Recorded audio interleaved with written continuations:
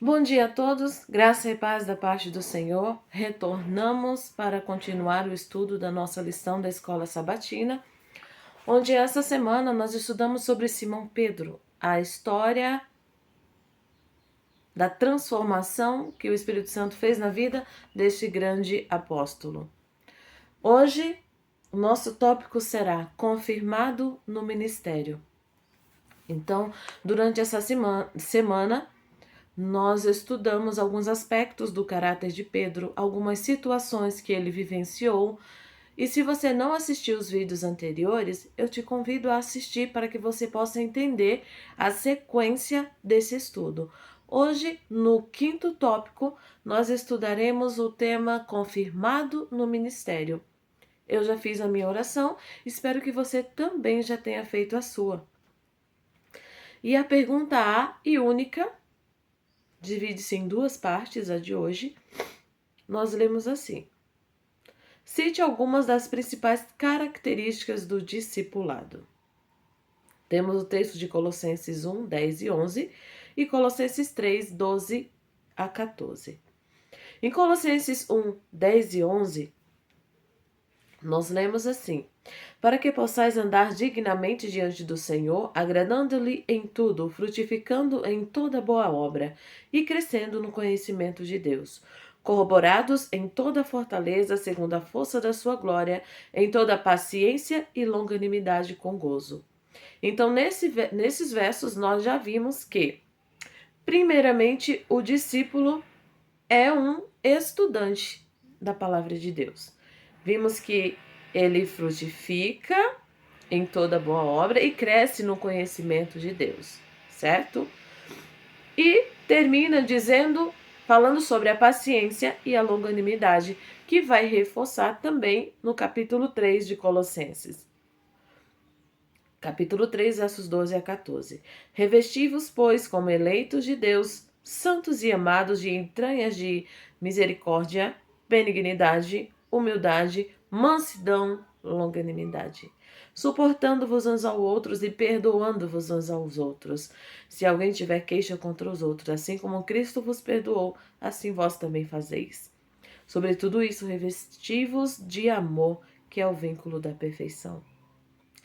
Essas são as principais características do discipulado. Estudar a palavra.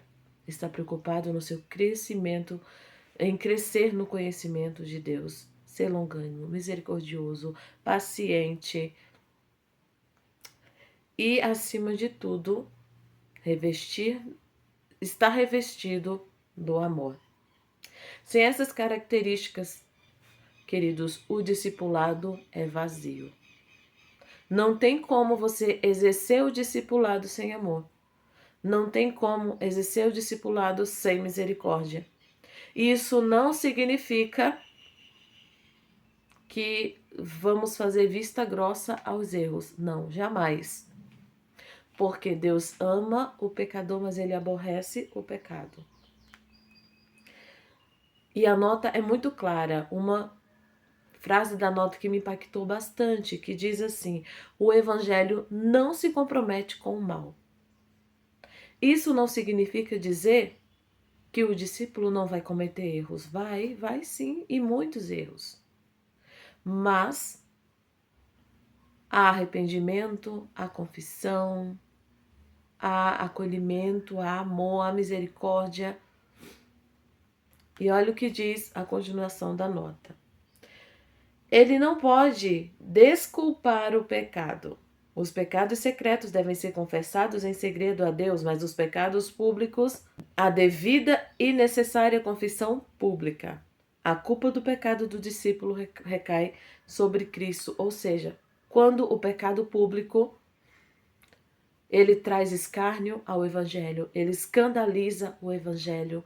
Então, assim como Pedro teve que dar o seu testemunho público de que realmente ele havia se arrependido, havia um comprometimento de seguir a Cristo, amar a Cristo, o discípulo ou servo de Cristo também deve fazer a mesma coisa.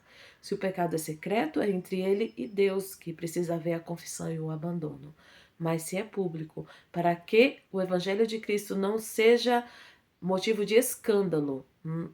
É necessário uma confissão pública. A maneira como o Salvador lidou com Pedro trazia uma lição tanto para ele quanto para os seus irmãos. Ensinava-os a tratar o transgressor com paciência, empatia e amor que perdoa. Embora Pedro tivesse negado o seu Senhor, o amor de Jesus que Jesus sentia por ele nunca enfraqueceu. Esse é o mesmo amor que o subpastor deve ter pelas ovelhas e cordeiros confiados aos seus cuidados. Lembrando-se da sua própria fraqueza e queda, Pedro deveria cuidar do rebanho com a mesma ternura com que Cristo o tratou. Esse é o outro aspecto importante do discipulado: o perdão, o acolhimento. Assim como Cristo havia tratado Pedro, Pedro agora poderia dizer por experiência própria. Ou melhor, ele poderia tratar os outros por experiência própria, porque Cristo o havia tratado com amor. E essa mensagem também se estende a nós. O que podemos aprender como modo como Cristo tratou Pedro? O que nós podemos aprender? Que Cristo o tratou com amor. E nós também devemos tratar os outros com amor e perdoar aqueles que erram. Que o Senhor nos abençoe, que a compreensão da sua verdade ache lugar em nossos corações, que possamos aprender a perdoar, que possamos aprender a sermos misericordiosos, amorosos e empáticos para com aqueles que erram. Que o Senhor nos abençoe para isso. Amém.